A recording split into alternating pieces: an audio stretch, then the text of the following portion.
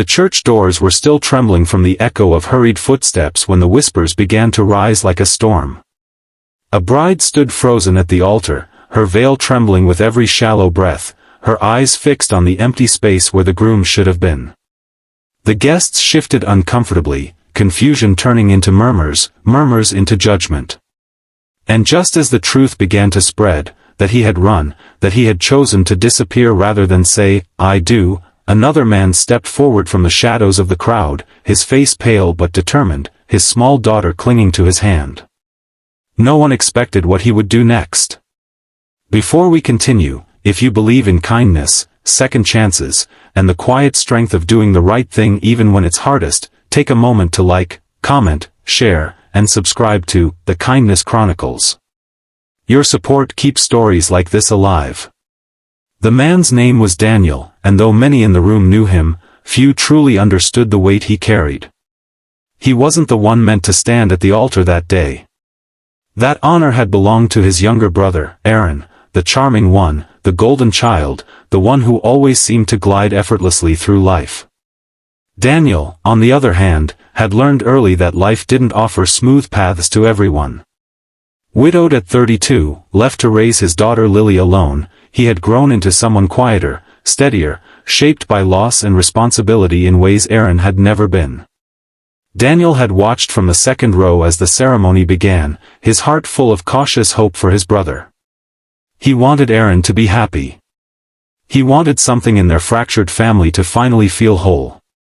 But then came the delay. The uneasy shifting of the priest.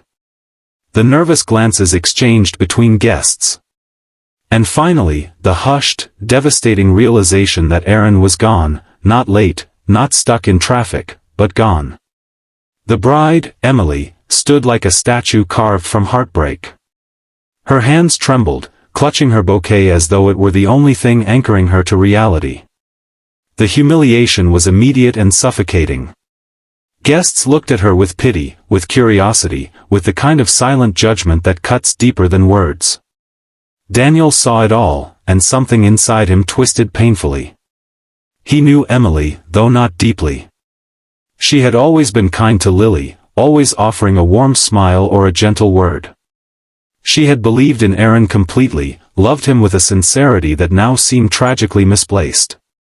And now, in front of everyone she knew, she was being abandoned. Daniel's first instinct was to stay still, to let the moment pass, to remain the quiet observer he had always been. But Lily's small hand tightened around his fingers, and when he looked down, he saw confusion and concern in her wide eyes. She didn't fully understand what was happening, but she understood enough to know someone was hurting. And that was when something shifted. Daniel stepped forward. At first, no one noticed. The room was too consumed by shock. But as he moved closer to the altar, the murmurs softened, curiosity replacing chaos. He didn't rush. Each step was deliberate, as though he were walking into something far bigger than himself. Emily looked up when she sensed movement, her tear-filled eyes meeting his. For a moment, there was only silence between them, a fragile, uncertain pause where anything could happen. Daniel didn't speak loudly, but his voice carried through the stillness with a quiet strength. He didn't offer grand promises or dramatic declarations. Instead, he offered something far rarer, honesty. He acknowledged the pain, the betrayal, the unfairness of the moment. He didn't try to fix it with empty words. He simply stood beside her, not in place of his brother, but in defiance of what his brother had done. What happened next wasn't what people would later gossip about or exaggerate. It wasn't a fairy tale transformation or a sudden romance. It was something far more powerful and real. Daniel stayed. He didn't leave her alone at the altar. He didn't let her face the room by herself. He stood beside her, offering silent support as she gathered the strength to step away from the ceremony with her dignity intact. And when she finally broke down, unable to hold the weight of the moment any longer, it was Daniel who guided her gently away from the crowd, shielding her from the stares, from the whispers, from the crushing loneliness of public heartbreak. That single act, simple, human, compassionate, was what shocked everyone. In the days that followed, the story spread. Not just about Aaron's disappearance, but about what Daniel had done. Some people called it heroic. Others found it strange. But those who truly understood recognized it for what it was, an act of profound kindness in a moment when it mattered most.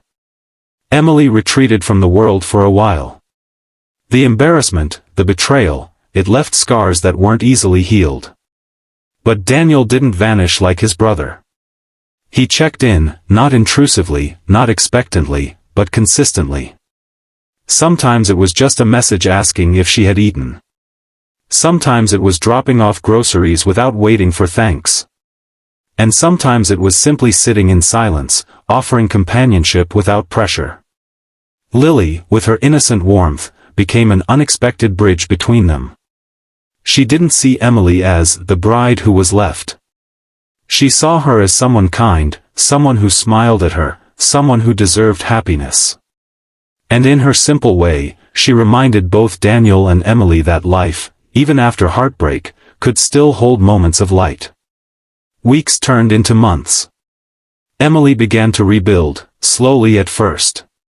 She returned to work, reconnected with friends, and started to reclaim the pieces of herself that had been shattered. And through it all, Daniel remained a steady presence, not trying to replace what was lost, not demanding anything in return, but simply being there. For Daniel, the journey wasn't easy either. Helping Emily forced him to confront his own past, his own grief, the love he had lost and the life he had rebuilt from the ground up. There were moments when he questioned himself, when he wondered if he was crossing a line, if he was doing too much or too little. But every time doubt crept in, he remembered that moment at the altar, the look in Emily's eyes, the silent plea for someone not to walk away. And so he stayed. Over time, something unexpected began to grow, not out of desperation or loneliness, but out of shared understanding. It wasn't rushed. It wasn't forced. It was built on small moments, quiet conversations, shared laughter, mutual respect. It was built on the kind of foundation that doesn't crumble easily, because it's rooted in truth rather than illusion. People noticed the change. They saw Emily smile again, saw Daniel laugh more freely, saw Lily's joy multiply as her world expanded. And slowly, the whispers changed. The story was no longer about abandonment, but about resilience, about healing, about the quiet power of showing up when it matters most. Aaron never returned. His absence remained a painful chapter, a reminder of what had been lost. But it also became the turning point that allowed something stronger, something more genuine, to take its place. Years later, when people spoke of that day at the altar, they no longer focused on the man who ran away. They remembered the man who stepped forward. They remembered how, in a moment filled with humiliation and heartbreak, someone chose compassion over comfort, courage over silence. They remembered how a single act of kindness changed the course of multiple lives. And perhaps most importantly, they remembered that sometimes, the most extraordinary things don't come from grand gestures or perfect plans.